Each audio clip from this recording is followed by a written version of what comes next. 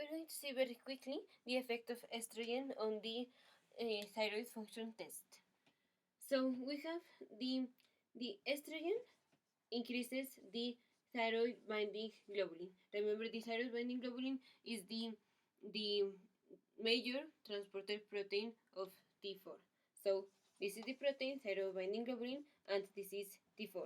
Remember that 99% of the thyroid hormone is bound to protein, 70% is bound to thyroid binding globulin, and the remaining is free T4. Estrogens increases the thyroid binding globulin.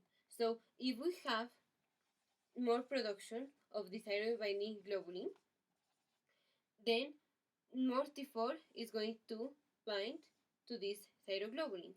And so at the beginning, the free T4 will go down.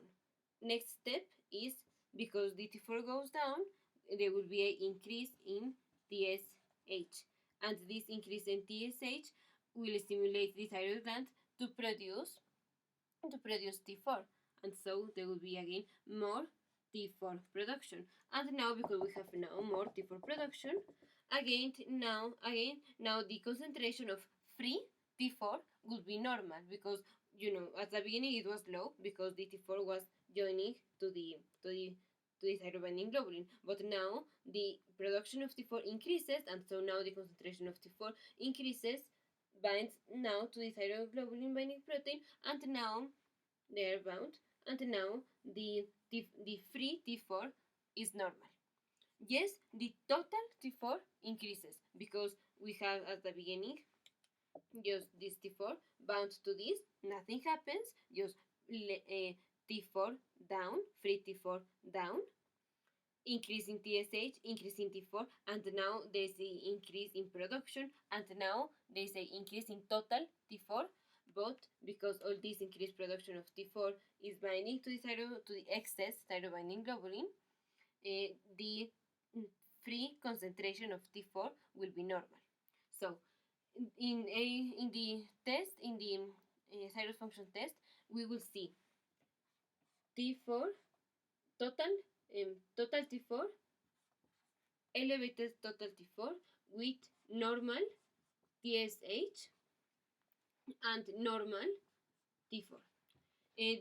At the beginning, remember, at the beginning we see a decrease in T4, in free T4, decrease in free T4. When at the beginning we have total T4 normal total T4 total, decrease in T4 that leads to increase in TSH. Here is T4, free T4, that leads to increase in TSH. But then this leads to increase in T4 production, and so the total T4 will be elevated. This increase in T4 binds to the excess in thyroid binding globulin, and so the T4 free concentration remains normal or comes back to normal, and so TSH comes back to normal because passes from low to normal, and so now TSH is no longer being stimulated. So what we will see is increase in total T4 and normal TSH and normal T4, and so the patient will be euthyroidic. The patient will not have any symptoms of hyperthyroidism, because remember that is the free hormone that counts. So just in the laboratories we will see increase total T4, normal TSH, and normal free T4.